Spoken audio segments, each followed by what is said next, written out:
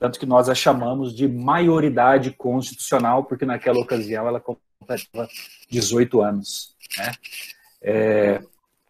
Hoje o professor Alexandre nos falará sobre um tema ligado ao seu mais recente livro. Eu sei que tem outro já, né, em preparação, já na reta final, mas ele nos falará hoje sobre um tema: desobediência civil, quando se desfazem os castelos, que é o seu livro lançado em 2020, publicado aí pela editora Dialética. E eu recebi, professor, várias mensagens perguntando: e esse tema, esse subtítulo, quando se desfazem os castelos, o que significa? E, obviamente, eu não respondi, porque essa é uma tarefa que vai ser desempenhada aí de maneira muito mais profunda por você, né? Então, eu já te passo a palavra, né? Lembrando, para aqueles que gostam de números, hoje é um dia numerologicamente importante, né? Nós comentávamos isso. Hoje é o dia de número 133 do ano e o aniversário de 133 anos da abolição da escravatura. Então, para quem gosta de números, né, especialmente o 133, vai ficar muito feliz com essa coincidência muito importante. Então, professor, sem mais delongas, eu quero te passar a palavra agradecendo mais uma vez pela sua presença e dizer que ao final eu volto para um último recadinho para os nossos alunos, tá bom? Tá bom. A palavra é sua. Obrigado, professor Gil Ferreira de Mesquita, professor Gil. Em primeiro lugar, né, é importante eu deixar uma impressão sobre as coincidências, né? Eu não sou muito adepto ao entendimento da existência de coincidências. Eu sempre carreguei comigo o sentimento de que o universo, ele é moldável, né? Você pode moldar de acordo com as suas convicções, seus desejos, vontades, né? Se você quer muito alguma coisa, você vai construindo ao longo da sua vida, e essas supostas coincidências, na verdade, são afirmações, são sinais de que você caminha, né, à luz daquilo que você projetou. Então, hoje, nós temos aí 133 anos da abolição da escravatura no Brasil e também o 133º dia do ano, né? Não é uma coincidência, eventualmente, né? É um número muito importante para as nossas vidas e isso representa bastante para todos nós. Bom, em primeiro lugar, é uma honra e uma satisfação poder voltar, ainda que virtualmente, à Universidade do Triângulo Mineiro. Eu digo isso porque, como o professor Gil já mencionou, eu tive, nos anos de 2001, 2002, no começo desse milênio, a honra de ter lecionado na Unitri antes da minha vinda, em definitivo, para Joinville, que foi no ano de 2002, quando eu realmente me mudei para cá e firmei a minha vida novamente numa outra cidade. Mas a Unitri foi uma experiência fantástica na minha vida, porque, além de ter conhecido muitos alunos bacanas, que são meus amigos até hoje, os guardo no coração, me acompanham no Facebook, Instagram, LinkedIn, eu também tive a honra de conhecer outros professores. Como o Gil eu já conhecia lá de Goiás, onde então nós já tínhamos trabalhado juntos, mas também o professor Ediermes Marcos Coelho, por exemplo, com quem eu tive o prazer de conviver e dialogar, e recentemente também fizemos uma live no Instagram dele sobre liberdade e democracia em tempos de pandemia. Foi uma live muito saborosa. Conversar com o professor Ediermes é sempre um grande prazer. E outros mais, né? O professor Alexandre, João Amorim, enfim, uma infinidade de professores fantásticos, né? Onde eu aprendi e cresci bastante convivendo com eles. Eles foram muito importantes e inspiradores na construção da minha carreira. Esse livro, apontado pelo professor Gil da Maioridade Constitucional, foi um episódio marcante na minha vida, porque foi meu debut, né, vamos dizer assim, foi o primeiro momento em que eu expus efetivamente as minhas ideias. Antes, os artigos eram mais esparsos, mais consolidados numa obra coordenada pelo professor Gil, foi a primeira vez, e ali foi um marco teórico na minha vida muito bacana, ainda mais falando sobre direito constitucional, nos 18 anos da nossa coitada Constituição, né, que já vem sofrendo aí mais de meia centena de emendas, né, o que vai, então, criando recortes e mudanças, transformações que prejudicam muitas vezes a sua aplicabilidade. O tema de hoje que nós vamos conversar é o tema da desobediência civil, com o subtítulo, né, Quando se desfazem os castelos. Para eu explicar esse subtítulo, eu vou fazer um exercício de memória para recordar as épocas do mestrado, da qual o professor Gil e o professor Rogério Zeidan e o doutor Ricardo, já falecido, nós juntos fizemos essa empreitada de sair de Goiás e ir lá para o interior de São Paulo fazer um mestrado na Universidade de Franca. Nós tivemos um professor chamado Willis Santiago Guerra Filho, mestre e doutor da Universidade Federal do Ceará, de uma estatura intelectual invejável. Todos nós ficamos apaixonados pelo professor Willis. E ele ministrou um módulo de filosofia política para nós, no mestrado de Direito do Estado, né, no Estado Democrático de Direito. E numa das aulas, sempre muito interessantes dele, ele falou sobre a desobediência civil. E eu estava em busca de um tema para minha dissertação de mestrado. Nesse momento em que ele tocou no assunto da desobediência civil e se reportou ao fato de um cidadão se colocar diante do Estado e negar, né, a autoridade e o ato de comando do Estado, todo aquele castelo do Estado, então, começava a se desfazer, tal e qual um castelo de cartas. E aquilo me chamou muito a atenção, eu fiquei muito intrigado, eu falei, mas como assim o desfazimento de um castelo? E eu comecei a procurar entender um pouco melhor o conceito da desobediência civil. Porque até então, nas nossas aulas de direito, na faculdade, enquanto alunos, e depois enquanto nos nossos períodos de docência, a nossa percepção do universo jurídico, ele é sempre lançado, né, à luz da obediência. Quando a gente fala em desobediência, inclusive vem à mente imediatamente aquela questão do crime de desobediência. Então, a criminalização da desobediência torna a desobediência, à primeira vista, algo indesejável, algo que seria prejudicial, algo que não seria um contributo ao desenvolvimento da sociedade, por ser um ato, né, considerado, aí, tipificado como um ato criminoso. Mas o professor Willis começou a traçar uma teia muito interessante de argumentos, desconstruindo esse preceito, esse conceito da desobediência civil e nos mostrando a importância da desobediência na construção de um Estado legítimo e de uma democracia legítima.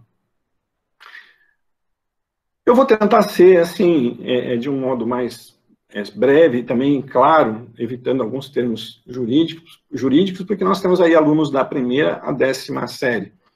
Então, eu vou tentar ser não tão filosófico também, para não entrar numa terminologia muito complexa, mas vou tentar traduzir para vocês em algumas palavras, alguns pontos, alguns conceitos que são relevantes. A primeira coisa que a gente precisa entender é que em toda disciplina, todo conhecimento, seja ele jurídico ou de outra ciência qualquer, a terminologia é fundamental, né?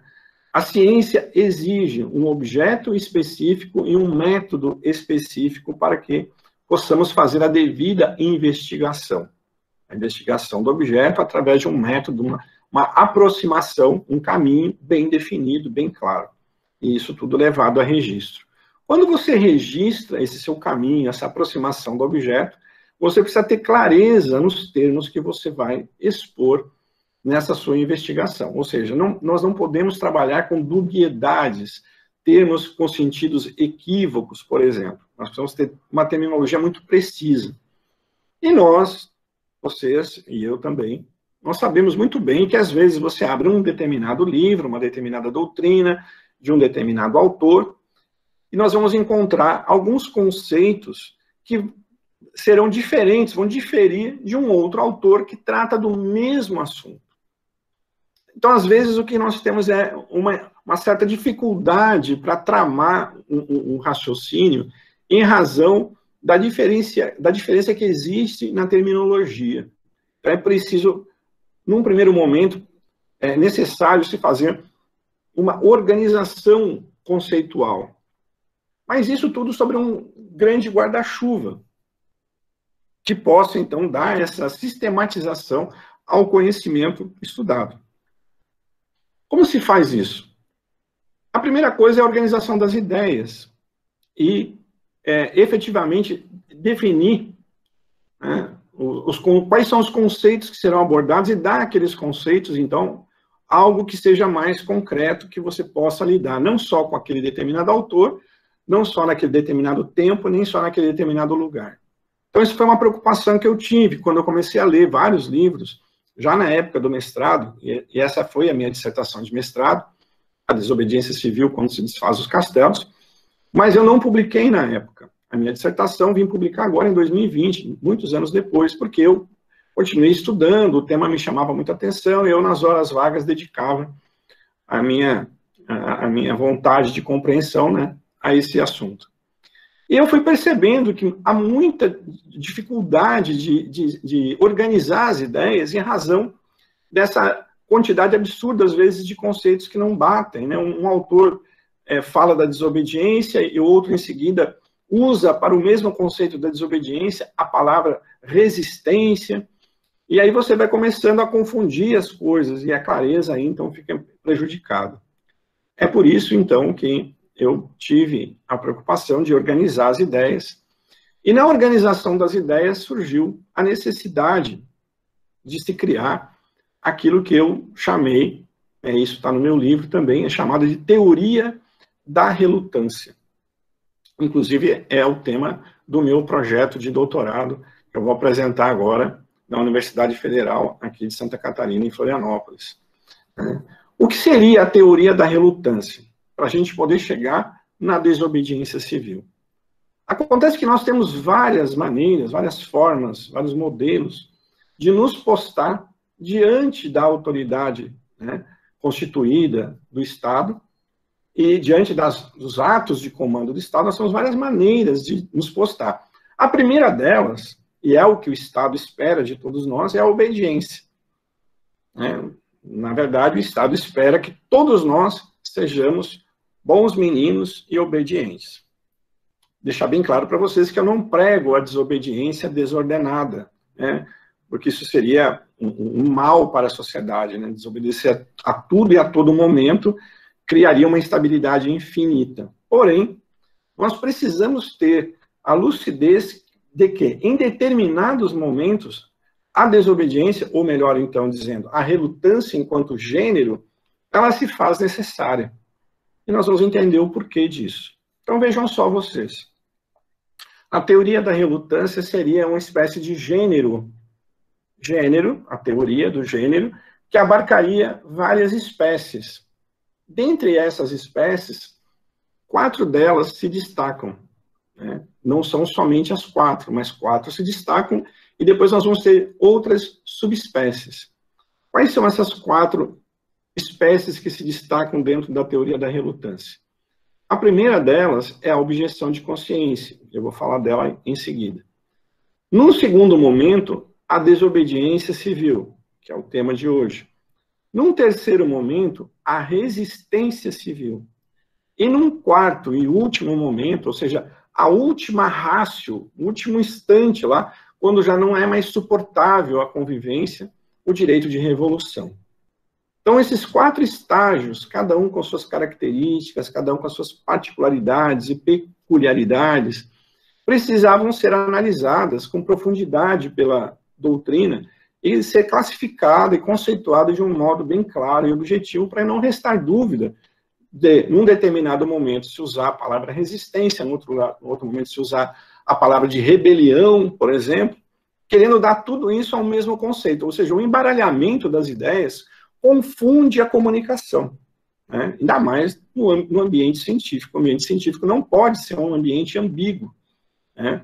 no ambiente filosófico, nós admitimos a especulação, a divergência, né, para que nós possamos evoluir no nosso pensamento. Mas quando você não está no campo filosófico e sim no campo científico, as ideias precisam estar não só ordenadas e organizadas, mas muito bem claras, né, com seus conceitos muito bem alinhados e casados, para que nós possamos, então, argumentar e discutir com propriedade, sob pena de um ou outro estar falando uma coisa, o outro está pensando outra, o outro responde outra coisa, e nós não conseguimos estabelecer uma discussão que possa nos levar a algum lugar, e fica uma confusão danada, e isso não é bom, né, para o desenvolvimento das ciências, o desenvolvimento científico dos assuntos, dos temas e objetos analisados. Então, a minha preocupação foi, primeiro, criar a teoria da relutância, como um grande guarda-chuva, como gênero, e a partir da teoria da relutância, então, identificar quais seriam as espécies principais, e as espécies principais, então, foram detectadas como sendo a objeção de consciência, a desobediência civil, a resistência civil e o direito de revolução. Tem outras subespécies? Tem várias. Mas quantas, professor? Mais de dezenas. Mais de dezenas. Todas elas precisam vir para dentro da teoria da relutância e ser ordenadas, classificadas criteriosamente e conceituadas para que nós possamos, então, a partir dali, entender o que são esses movimentos que acontecem pelo mundo todo. E, diga-se de passagem, este momento que nós estamos vivendo, em particular, é um momento em que esses atos, esses movimentos vêm acontecendo com grande frequência. Não é à toa que, quase que diariamente, nós abrimos aí um vídeo no YouTube, ou assistimos um determinado canal nas televisões fechadas, ou então ainda nas televisões abertas, nós vamos encontrar situações muito particulares, e algumas, inclusive, até chocantes, né?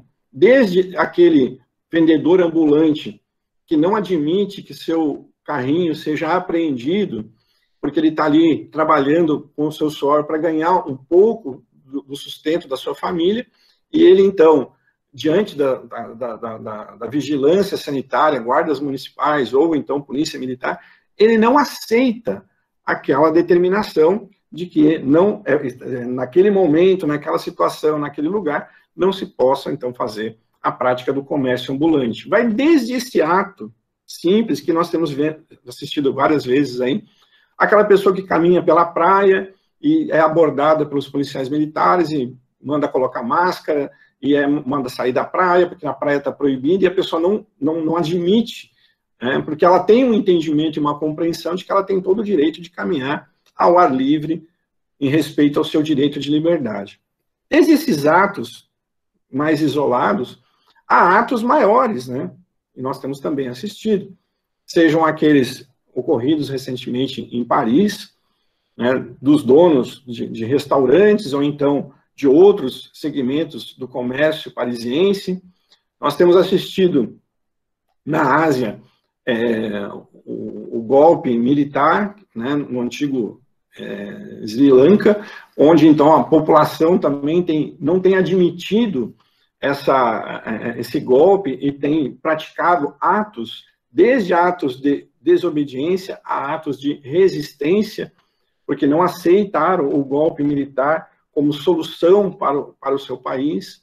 E aí nós vamos encontrar aqui na Argentina, na Venezuela, né, várias manifestações populares, tratoraços, caminhonaços, enfim, uma série de situações que vão ilustrar, né, a relutância, seja de um cidadão ou de uma coletividade. Isso é importante a gente perceber. A relutância, enquanto gênero, ela pode ser iniciada tanto por um único cidadão e abranger aí um número maior de pessoas, uma coletividade, uma comunidade, ou então toda a nação envolvida e inspirada. Quando eu digo toda, a maior parte, né, pelo menos, envolvida nesse anseio, cujos interesses aí já são conflitantes, não só com os atos de comando produzidos pelo Estado, mas contra os próprios governantes que estão dirigindo essa nação.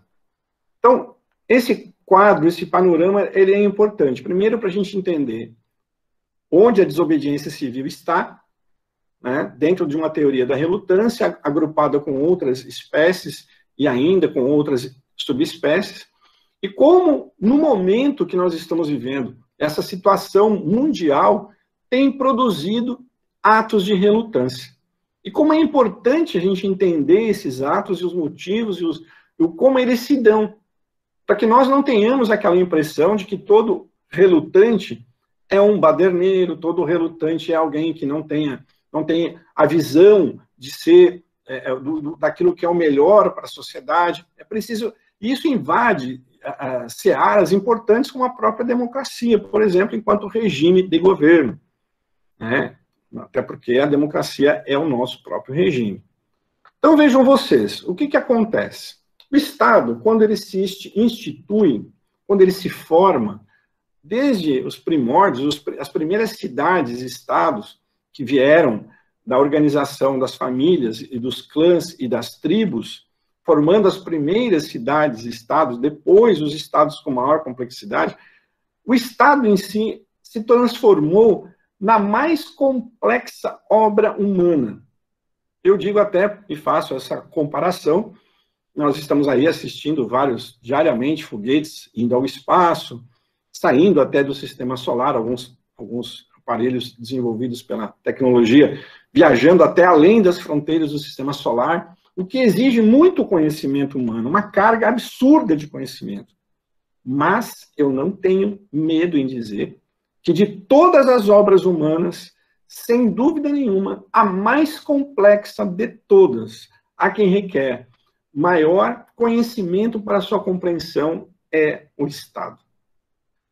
E aí a gente pode até depois, num outro momento, discutir a questão da sobrevivência do Estado num cenário como hoje. O Estado estaria condenado diante do mundo das corporações, né? Isso é uma questão fundamental para ser arguída na própria teoria da relutância, porque a teoria da relutância ela é fundada, basicamente, primeiro, na objeção de consciência, e eu vou agora fazer um pequeno introito. A objeção de consciência ela é tão aceitável pelos estados nacionais aí do mundo, que na maioria, isso fazendo um estudo de direito comparado, vocês vão encontrar a objeção de consciência positivada, seja na Constituição desses estados, ou em alguma lei esparsa. No nosso caso, brasileiro, a objeção de consciência está estereotipada lá na própria Constituição brasileira. Ou seja, admite-se que o indivíduo, em razão de alguma convicção religiosa, política ou filosófica, não acate um determinado comando estatal, né? Quando eu digo comando estatal, lembrando que existem basicamente três. Ou o comando estatal é uma decisão judicial, ou o comando estatal é uma lei, uma legislação qualquer, ou é um comando do executivo. Temos basicamente só esses três, e aí, claro, temos um sem número de outras subespécies, mas os gêneros são esses três. O comando estatal, dividido em três partes.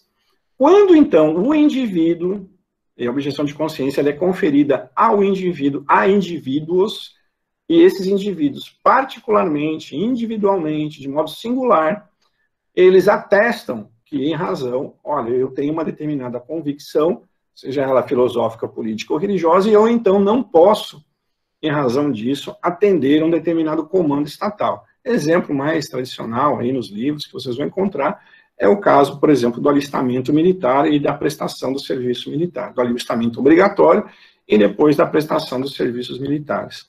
Então, aquele que tem, por exemplo, uma religião que lá, entre os dogmas, está definido que ele não pode prestar serviços militares ou sequer tocar em armas, por exemplo, então ele apresenta esse argumento e vai ser dispensado da prestação desses serviços militares. Então, esse é um caso muito específico. Então, lembrando que a objeção de consciência ela é muito aceitável na maioria dos casos, na maioria das vezes, e ela é individual, e ela é fundada em alguma questão que envolve alguma determinada crença religiosa, ou determinada convicção filosófica, ou então em razão de alguma questão de postura política do cidadão. Tranquilo, não há problema. É uma relutância? É, porque não deixa de ser um não que o cidadão está dando diante de uma norma que é para todos, ou se não para todos, para uma grande parte, ou uma parte da sociedade, da qual ele, né, está incluído, mas que, em razão dessa exceção, dessa objeção, ele se vê livre de cumprir com as suas obrigações, então com seus deveres, mas tudo isso à luz do próprio sistema, do próprio ordenamento jurídico. Não há problema algum nisso. Né? Então, esse é o primeiro nível da relutância, a objeção de consciência. Agora, antes de entrar na desobediência civil, reparemos uma coisa. Eu falei para vocês que os comandos estatais são 3.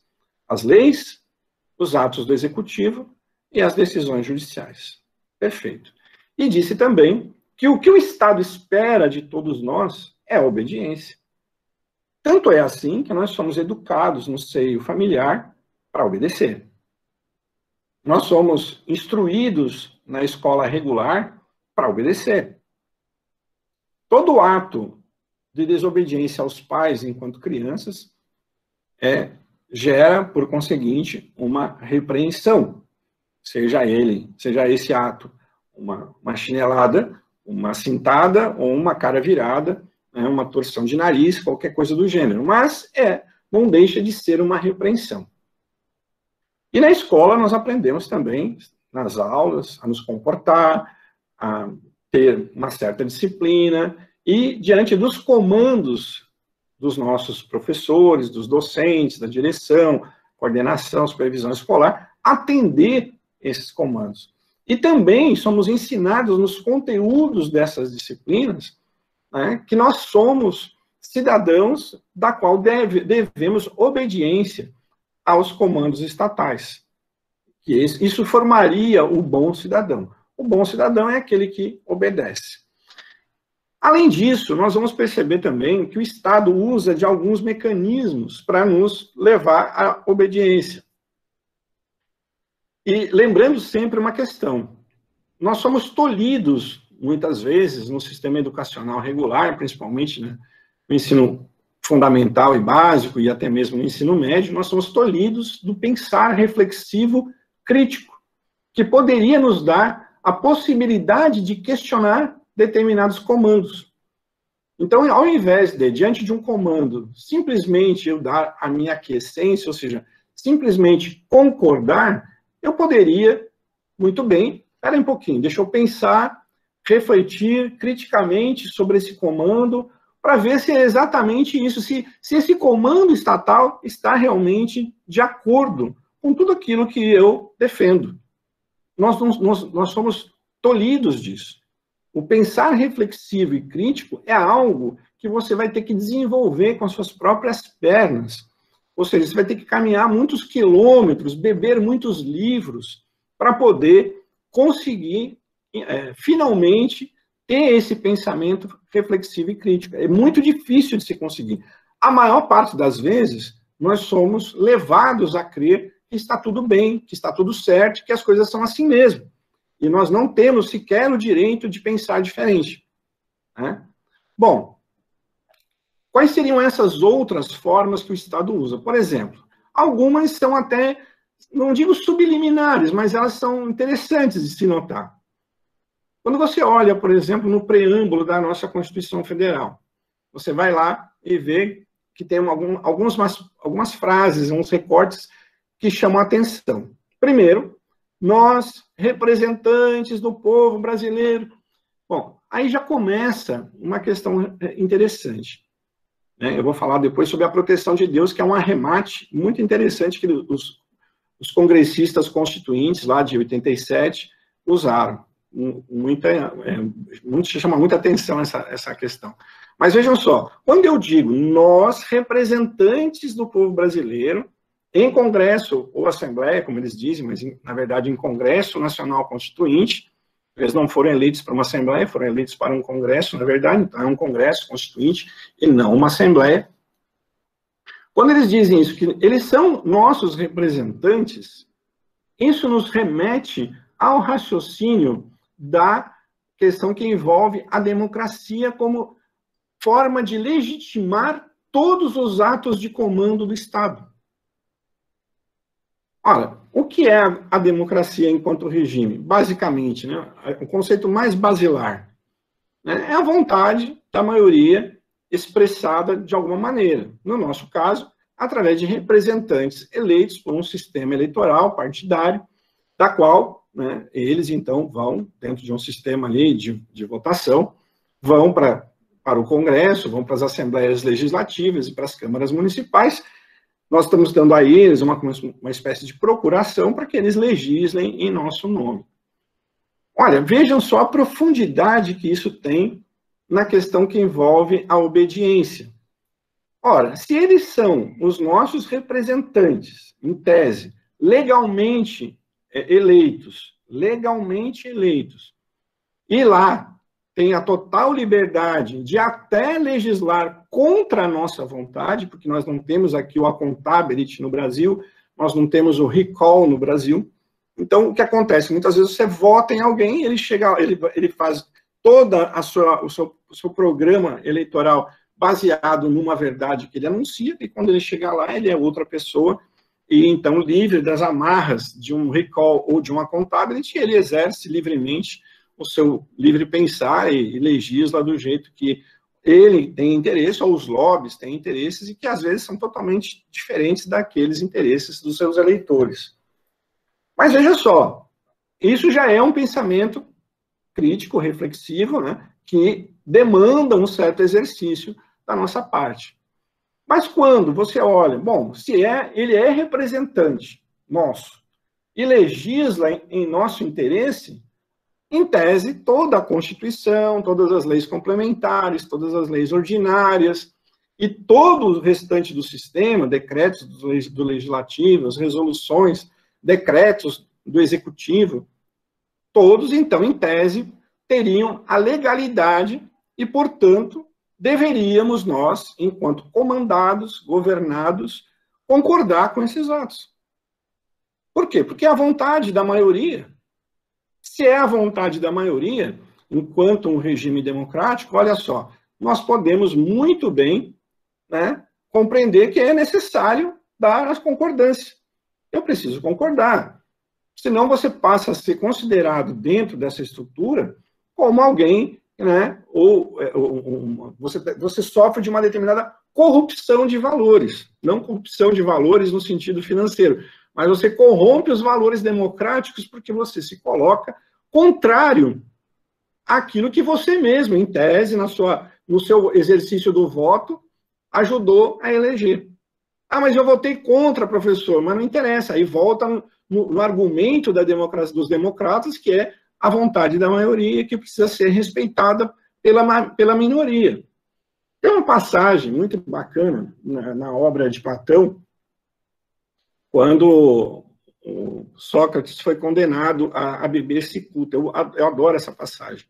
Ela é uma passagem muito esclarecedora para esse raciocínio. Estava Sócrates na sua cela à noite, porque ele ia tomar cicuta pela manhã, e os amigos de Sócrates se reuniram e conseguiram subornar a vigilância para que Sócrates fugisse à noite, que antecedia a manhã do dia fatal.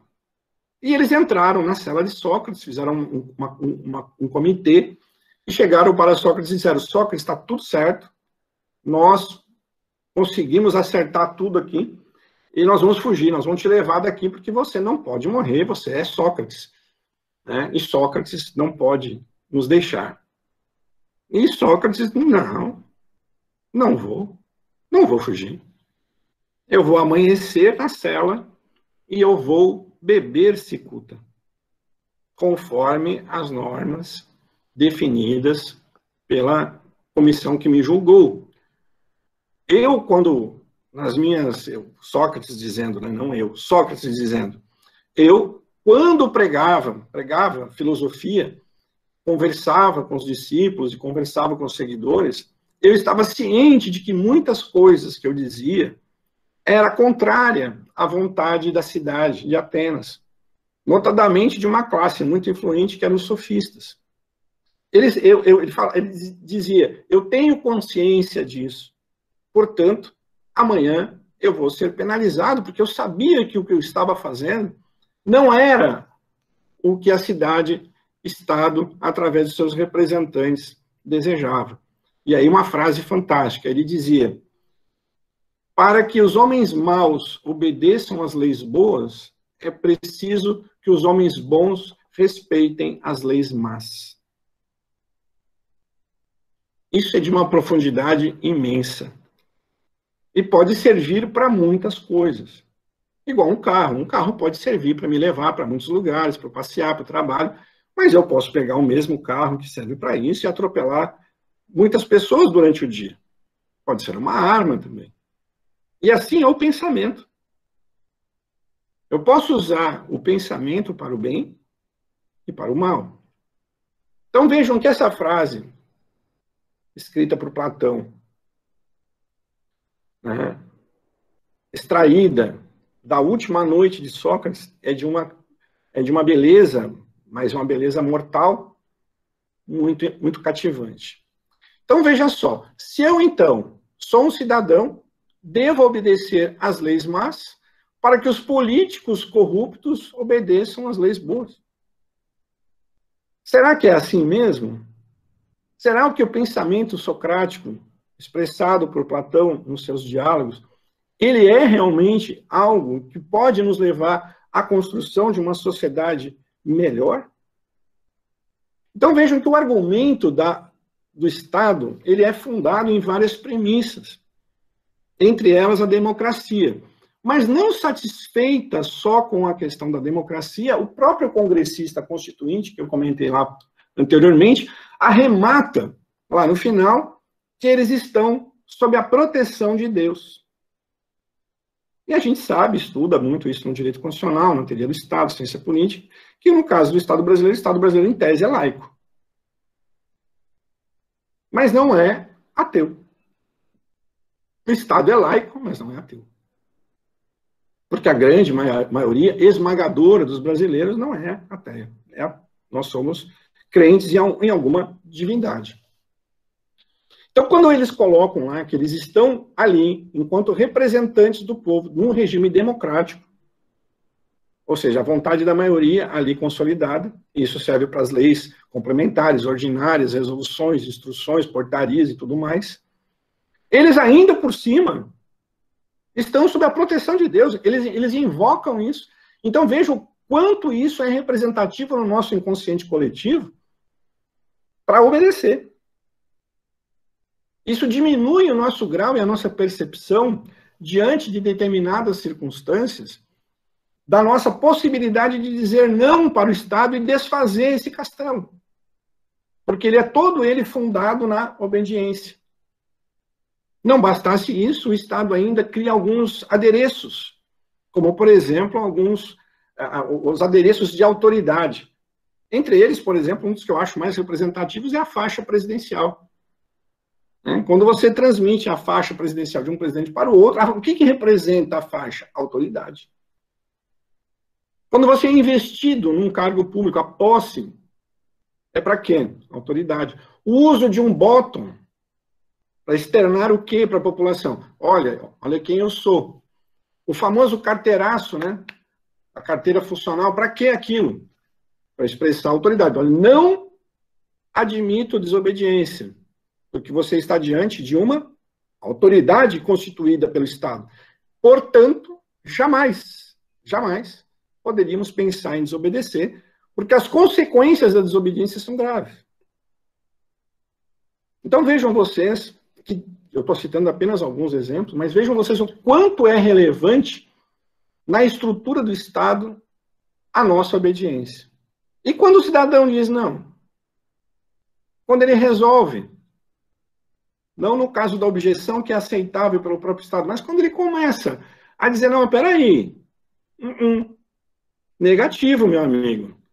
Essa norma aí, eu não estou de acordo com o conteúdo da norma. Ela pode até ser legal. Tramitou dentro do poder constituído, fez todo o trâmite certinho, ela é legal. Mas ela tem um conteúdo aí que não é legítimo. falta legitimidade ao meu pensar, ao meu ver. E aí vem uma questão importante. Mas espera aí. Se todos nós pensarmos assim, nós vamos ter o elemento subjetivo do justo na cabeça de cada um, porque o que é justo para mim pode não ser justo para você, o que não é justo para ele, que não é.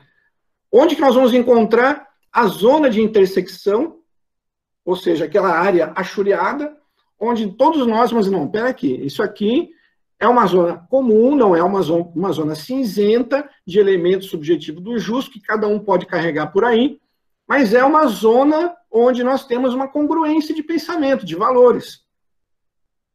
Né? Nós temos como chegar a isso sem fazer um grande esforço intelectual.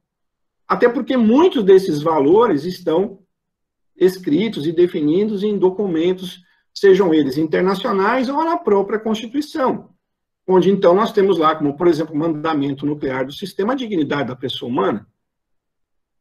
A dignidade da pessoa humana, para mim, por exemplo, é um mandamento nuclear, e a partir dele eu raciocínio, eu faço todo um esforço intelectual para entender se o conteúdo daquela norma é legítimo ou não, embora possa até ser legal. Mas se ele fere a dignidade humana, peraí. Então eu posso, a partir desse raciocínio, falar, não, mas eu não concordo. Está me tirando a dignidade, às vezes não só minha, mas de outras pessoas. E eu, então, vou exteriorizar isso para as pessoas mediante um ato de desobediência, que é eminentemente pacífico. E aí vem a diferença, por exemplo, brutal do que tange à resistência civil. A resistência civil é, por natureza, violenta. Só que a resistência civil, ela é violenta, mas da mesma forma que a desobediência, ela é contra a norma e não contra o governante. Quando você desobedece ou resiste, você está resistindo a um ato de comando do Estado.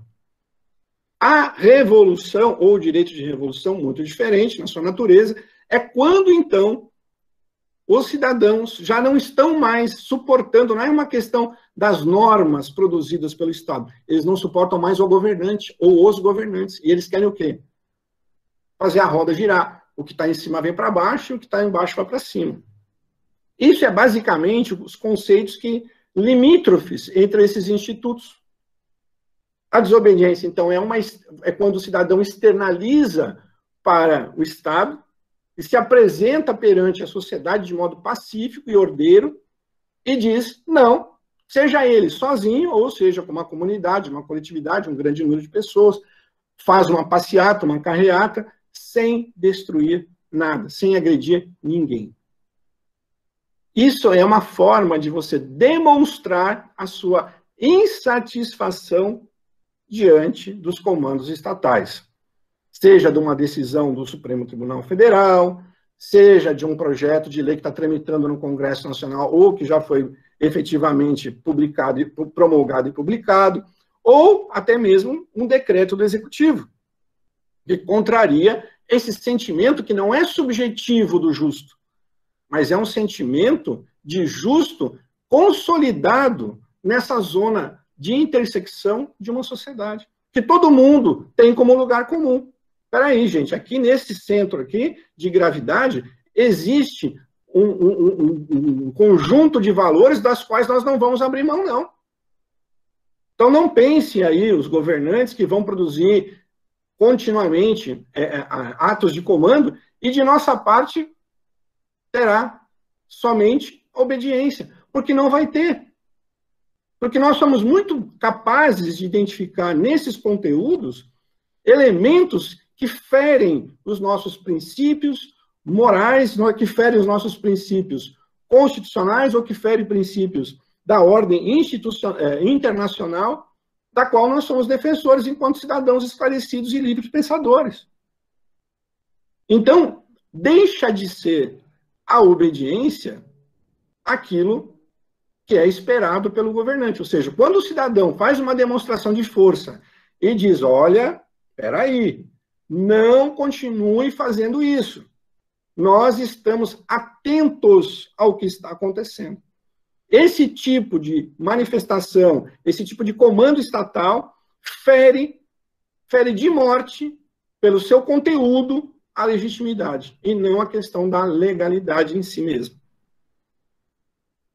Em síntese, em apertada síntese, isso seria a teoria da relutância, com as suas 4 dimensões e as suas particularidades, onde eu procurei ser o mais próximo dos conceitos que estão definidos no livro e que eu estou procurando organizar e que, com certeza, será uma jornada de longo curso, se Deus me abençoar, na minha caminhada no doutorado, ao lado de professores muito iluminados, que a Universidade Federal de Santa Catarina tem lá no Departamento de Filosofia, e não no Departamento de Direito. Não que no do Direito não tenham professores fantásticos, mas é que o meu tema, ele transita melhor na filosofia política. Era isso que eu tinha para dizer para vocês. Eu devolvo, né, a palavra ao meu querido e amado irmão, professor Gil Ferreira de Mesquita. Como ele disse, são mais de 25 anos aí, lado a lado, uma honra para mim. Eu aprendi muito com ele, né? Ele é um cara espetacular, é um homem, né, completo, é um homem em todos os sentidos, né, pai de família, casado, profissional, tudo como manda, né, os bons costumes. Eu tenho muito orgulho de ser amigo dele e vou carregá-lo para sempre no meu coração. Alexandre, você sabe que a minha admiração por você, ela não é segredo para quem nos conhece, né?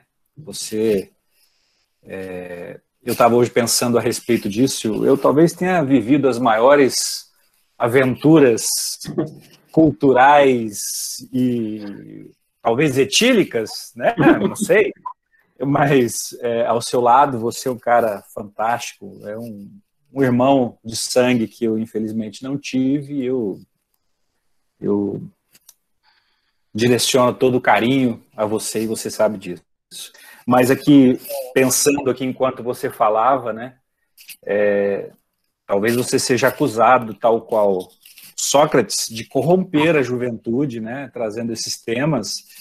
Mas eu queria rapidamente fazer só uma pequena indagação, porque acho que nós nunca falamos a esse respeito, embora eu tenha acompanhado o desenvolvimento do seu estudo aí já desde o mestrado. Uma das obras, até, eu tenho que mostrar aqui, indicar para os que eu acho que todo aluno de direito tem que ler, A Desobediência Civil, do Henry David, um filósofo grandioso norte-americano. E ele, ao escrever essa obra em 1849, me corrija se eu estiver errado, ele praticou um ato de desobediência civil ao se desvincular do Estado norte-americano, né? De dizer, olha, o Estado não me serve para nada, não vou pagar os impostos porque o Estado norte-americano, eu não preciso dele para viver. Exatamente. Ele viveu em retiro por muito tempo e ele, infelizmente, foi preso, né? Em virtude dessa sua desobediência. E a primeira frase do livro é que ele gosta muito da sentença que o melhor governo é o que menos governa. E talvez um dia nós chegaremos ao ponto de o melhor governo é aquele que não governa de modo algum. O que exatamente, em sua concepção, ele quis dizer com isso? O Thoreau é um personagem incrível, né? Ele foi o precursor da desobediência, né? Ele foi o primeiro a sugerir esse nome e praticar a desobediência, né? Porque a desobediência, no âmbito ético, é uma prática, né? Antes de ser uma teoria, é uma vontade externada por um cidadão. E o Thoreau foi magistral na sua concepção, e ele, como você bem disse, ele teve essa postura, né? Ele não admitia, por exemplo, que o Estado americano estivesse envolvido em guerra e os tributos arrecadados eram direcionados para as guerras, e ele achava isso o fim da picada. Ele não concordava porque ele entendia que um Estado não deveria ser belicoso a esse ponto de criar conflito com outros povos de uma maneira desnecessária. E é por isso, então, que ele defende a ideia de que quanto menos o Estado estiver presente e deixar as pessoas viverem livremente, melhor, né? Eu não nego a necessidade do Estado, até porque esse é um outro tema muito interessante que a gente pode até voltar a falar sobre isso, porque nós estamos vivendo um momento em que os Estados estão muito fragilizados diante das grandes corporações. Entre as grandes corporações terem comando das nossas vidas E o Estado, eu ainda, com todas as mazelas do Estado, eu prefiro um Estado. Porque as grandes corporações defendem interesses muito perigosos, né? Mas eu entendo, mesmo assim, que o Estado, quanto menos presente, menos legislar, mais abertura, melhor. E o Estado tem que exercer atividades que são eminentemente necessárias para todos nós, como, por exemplo, a saúde e a segurança. A própria educação, que eu já fui defensor no passado, hoje eu não defendo mais. Acho que o Estado não deve, não da maneira como ele exerce, de maneira obrigatória, com parâmetros curriculares mínimos, com diretrizes curriculares, com leis.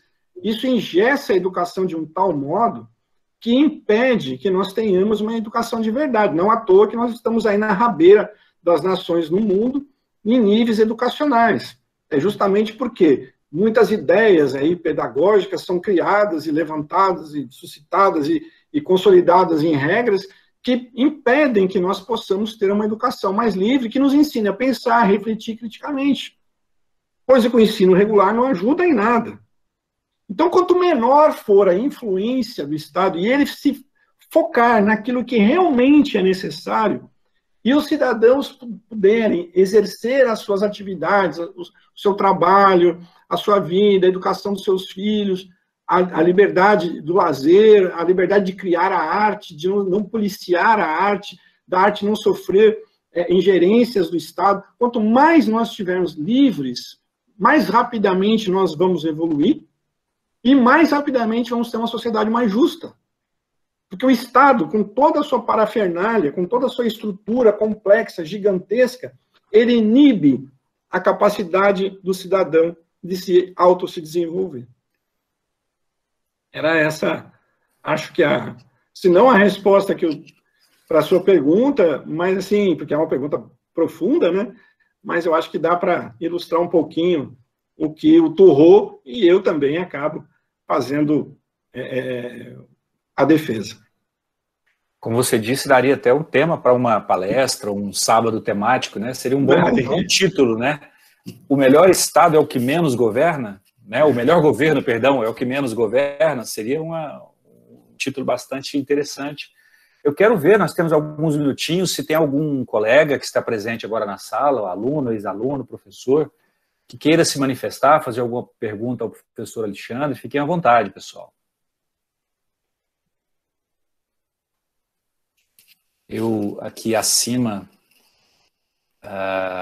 o José Humberto fez uma pergunta, não sei se o professor Alexandre está conseguindo ler aí no chat. O José Humberto diz o seguinte: daí então podemos compreender que nós, como advogados, seríamos militantes fervorosos da teoria da relutância, na defesa dos interesses dos nossos clientes contra as arbitrariedades do Estado? Seria esse o raciocínio? É o Luiz, né? José Humberto. José Humberto. José Humberto, eu sou advogado como acho que você também, né? E a advocacia, historicamente, é uma profissão fantástica, né?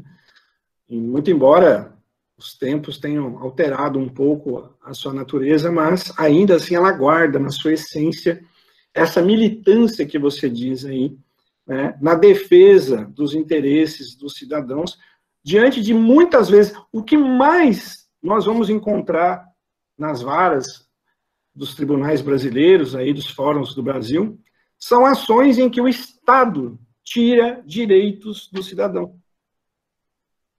E quem mais recorre no Brasil das decisões proferidas pelos próprios juízes do Estado é o próprio Estado. Quiçá, imagine você que não existissem os advogados para defender de forma aguerrida os seus clientes perante tantas arbitrariedades. E isso que você acabou de dizer, né, de certo modo, a forma como você colocou, sim, representa e muito bem o quão importantes e essenciais para a justiça nós somos. Não é à toa que isso está lá escrito no texto constitucional. Porque nós seremos, talvez, se não o último, um dos últimos bastiões, né, da defesa dos interesses dos cidadãos, diante de inúmeras arbitrariedades cometidas pelo Estado. E já que hoje é o número cabalístico, o que você mencionou, senhor, a indispensabilidade do advogado para a administração de justiça, está no artigo 133 da Constituição Federal. Vamos lá, Edivânio. O que eu posso dizer, né? Pois é. Professor, faça um comparativo dos pensadores que o senhor citou hoje com o direito do século XXI. Não sei se dá tempo, mas se não der, pelo menos uma esperança de que um dia nós teremos aí a resposta completa para essa pergunta. Graças a Deus, nós temos muitos pensadores hoje, alguns já recentemente falecidos, mas muitos ainda vivos, né, que estudam e aprofundam o tema, né? No meu livro eu cito alguns, por exemplo, como o John Rawls, por exemplo, que é um pensador americano falecido recentemente, o David Lyons, né? Nós temos uma série de estudiosos dessa temática e que permitem o aprofundamento e o desenvolvimento dessa teoria. Então, é um tema muito atual, né? Sempre foi atual, né? Eu costumo até dizer no começo do livro que a humanidade começou com um ato de desobediência, pelo menos alegoricamente, né? Quando Eva desobedece a Deus e prova da maçã da árvore proibida. Isso talvez seja até uma curiosidade para que nós tenhamos uma reflexão sobre isso. Será que a humanidade não começou realmente num ato de desobediência, seja de Eva ou de outra pessoa qualquer, e foi ali que nós tivemos o recorte da expulsão do paraíso, e nós, então, tenhamos caído na realidade? Vejam só quão antigo é esse pensamento e quão atual ele é, estudado por grandes filósofos contemporâneos, e que a cada dia, na sua produção literária, esclarecem mais esse assunto. Eu pretendo, muito humildemente, né, colaborar um pouco, né, por algo que me apaixonei há algum tempo atrás. Eu realmente me transformei num apaixonado pelo não do cidadão, quando ele vê que as coisas não estão do jeito que deveriam estar, de acordo com os valores e princípios que são unificados nessa zona de intersecção que eu citei para vocês, em que a maioria de nós concorda. Sr. Alexandre, muito obrigado. E eu quero, antes de nós encerrarmos, fazer aqui uma provocação. Não sei se o nome é esse, mas aqui o Agnaldo falou: sorteia para nós o livro. Não daria tempo agora e nem nós estamos preparados para fazer um sorteador, usar um sorteador eletrônico. Mas vamos fazer o seguinte: nós temos a lista das pessoas que participaram aqui, né? Vamos fazer o seguinte compromisso. Eu doarei para o exemplar do Desobediência Civil do Henry David Thoreau e você faz a doação de um exemplar do Desobediência Civil. Eu convoco aqui numa reunião, rapidamente, para tornar público o sorteio, vou convocar os representantes de turma e aí nós descobriremos os ganhadores das duas obras e a gente consegue aí, você remete aí de Joinville, devidamente autografado o livro para o vencedor, do seu livro, e eu do livro do Thoreau, eu faço o envio aqui para o Uberlândia. Combinado? Perfeito. Pode ser? Perfeito. Tá bom. Amanhã mesmo eu já peço para a secretária lá do escritório colocar no correio seu nome aí para você encaminhar para essa turma maravilhosa que teve paciência, mais de uma centena de pessoas, em me ouvir por mais de 50 minutos. Eu fico muito contente, agradecido e honrado por ter tido essa oportunidade com vocês. Olha, eu quero mais uma vez então, agradecê-lo, né, por ter aceitado o convite, né? Eu sei que a nossa amizade quase que te impediria, né, de não aceitá-lo, mas eu fico muito feliz com a sua gentileza, com a sua presteza e por você vir aqui hoje corromper um pouquinho a juventude, porque nós estamos realmente precisando no direito de um pouquinho mais do que só a legislação, um pouquinho mais do que só a letra fria da lei. Nós precisamos pensar, desenvolver as nossas habilidades e competências que nós falávamos hoje ao telefone, para que nós sejamos aí, como o Zé Humberto mencionou, profissionais, seja eles da CIA, da magistratura, mais combativos, mais relutantes e mais críticos. Professor, muito obrigado, viu? Agradeço a todos os alunos, ex-alunos, professores, profissionais que estiveram conosco essa noite. E daqui a pouco eu vou te chamar em vídeo para a gente terminar essa conversa, tá bom, professor?